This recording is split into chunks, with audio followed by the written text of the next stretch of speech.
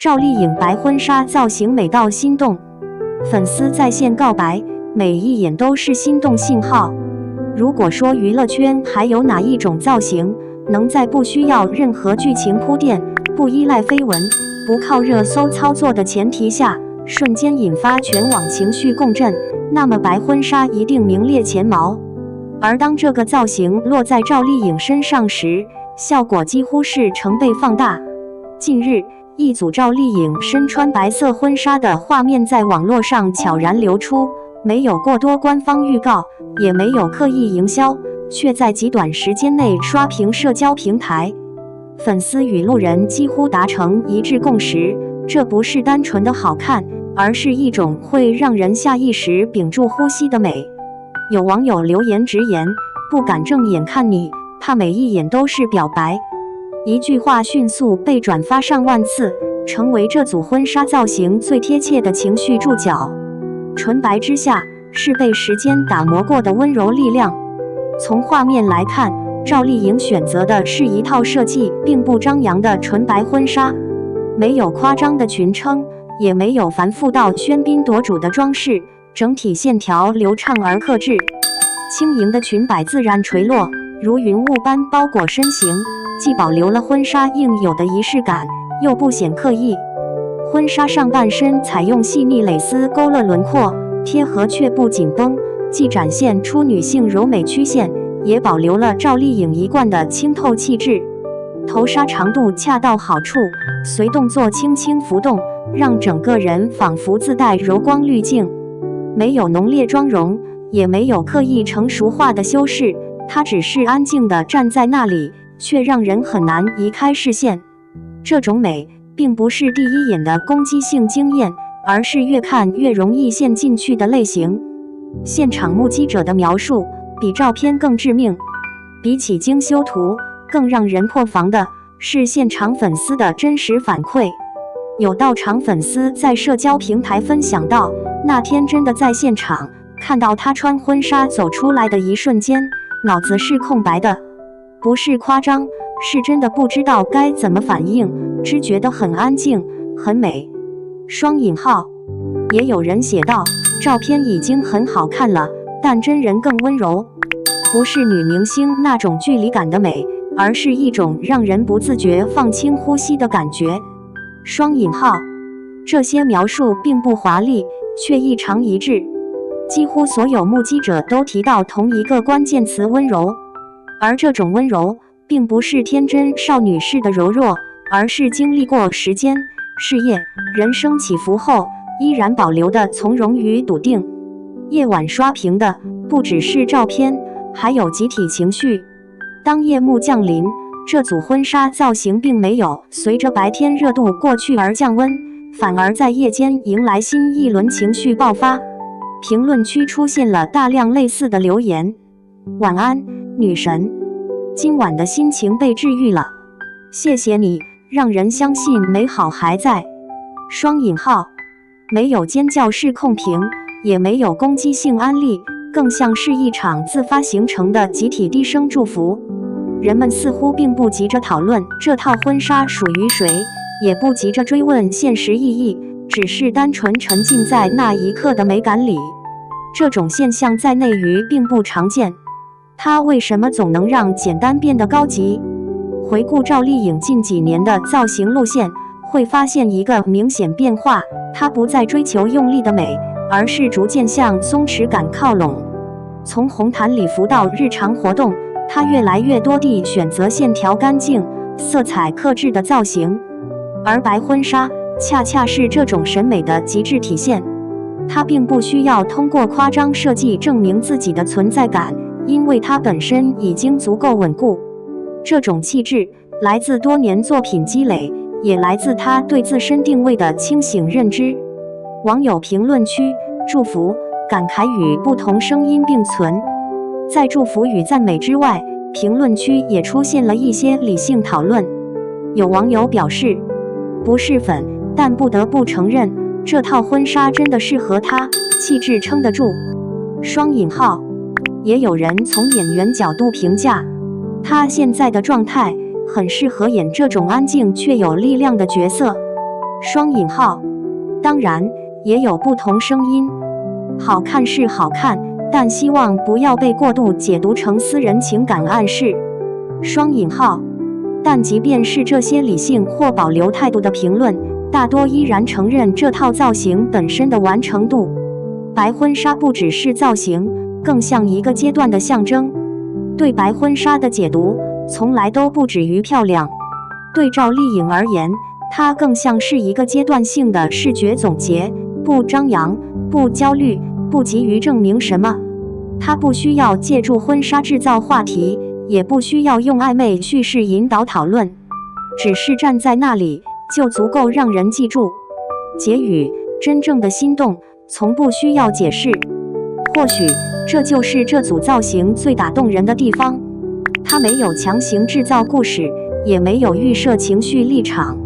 每個人都可以在其中投射自己的理解。有人看到愛情，有人看到成長，有人只是單純被美治癒。而趙麗穎只是安靜地完成了這次出現，不解釋，不回應，卻讓所有人心甘情願地多看了一眼。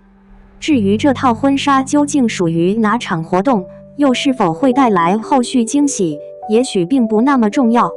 重要的是，在那個瞬間，很多人確實被打動了，而在娛樂圈，這已經足夠難得。2.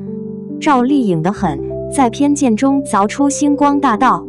2026年1月，當紀梵希官宣趙麗穎成為品牌首位華人彩妝家、香氛雙線全球代言人時，巴黎總部的玻璃窗映出她19歲時在選秀節目舞台上跑調的歌聲。這個曾被質疑圓臉撐不起高奢的河北姑娘，用18年時間把偏見碾成鋪路石，從廊坊農村的玉米地一路闖進福布斯中國名人榜前10。她的堅韌是刻在骨血裡的生存法則，是把每個不可能嚼碎了咽下去的倔強。1. 在嘲笑中長出鎧甲。2006年的北京悶熱得像蒸籠，19歲的她攥着藍底證件照站在選秀海選現場。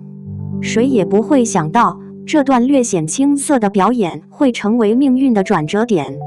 當她用濃重的口音唱完歌曲，評委席傳來嗤笑，這個圓臉女孩連鏡頭都不會，怎麼可能在美人如雲的娛樂圈立足？然而她知道，沒有退路的人只能把自己磨成利刃。中專畢業的她曾在管道防腐公司填報表，跑工地推銷產品，被客戶指着鼻子罵鄉下人。這種刺痛令她在選秀舞台上更加拼命，凌晨4點背台詞，在廁所練習眼神，甚至自費找老師矯正口音。她的努力終於被看見，那一刻，命運的裂縫被徹底撕開。更殘酷的考驗卻緊隨其後。早期龍套生涯裡，她在零下20度的雪地裡跪戲3小時，在另一部劇中連拍7天，每天只睡3小時，只為爭取一個鏡頭。不止一位制片人直言，圓臉演不了主角，你就適合演丫鬟。她默默哭完後，又帶着寫滿批注的劇本出現在片場。一次次被否定的瞬間，成為她打磨演技的火星，也讓她的眼神愈發堅定。2. 用作品砸穿天花板。2013年，她主演的電視劇播出，收視率一路飆升。故事中宮女逆襲的經歷，折射出她的真實人生，被打壓，被質疑，卻始終不放棄向上的力量。角色從卑微走向巔峰，讓觀眾看到了她的堅韌，也讓她首次獲得重大獎項的肯定。真正的突破發生在2015年，拍攝仙俠劇之前，有人質疑她氣質不足，她直接帶着沉重戲服在片場練戲3個月，薇婭拉的肋骨淤青仍堅持不用替身。拍極限戲份時，她在烈日下跪拍8小時，膝蓋滲血而不言休。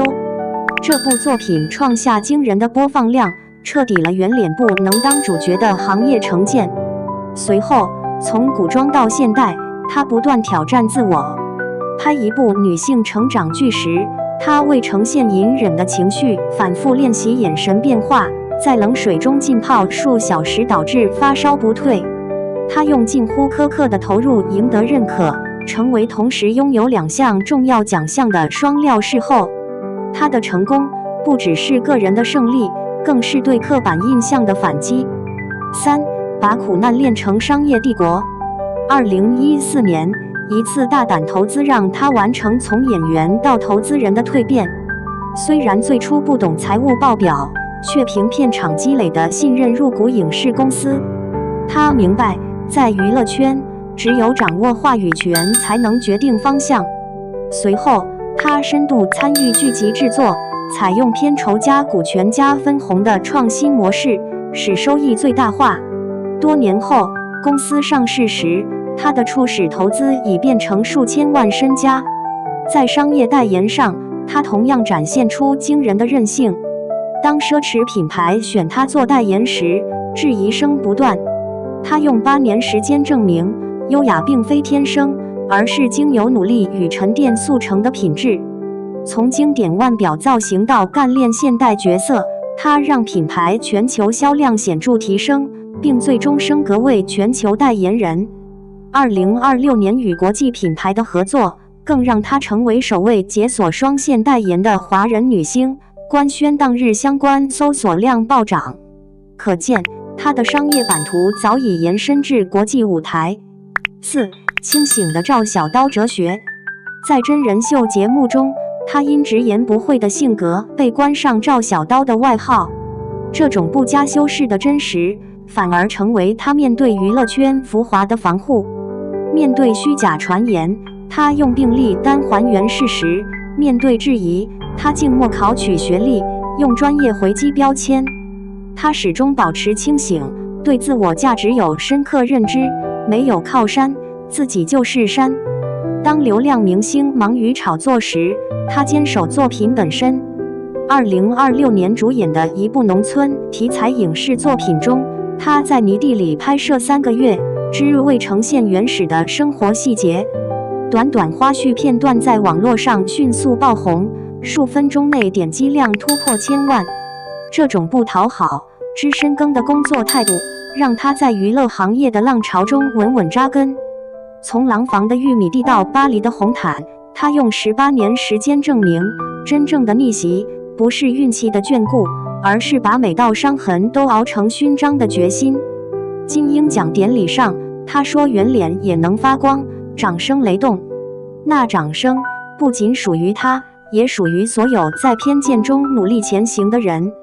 這段歷程早已超越個人範疇，成為當代青年不認命、不服輸的象徵。她的狠正在娛樂圈的生存法則，顯示出一種新的力量：真正的女王，永遠是自己命運的造王者。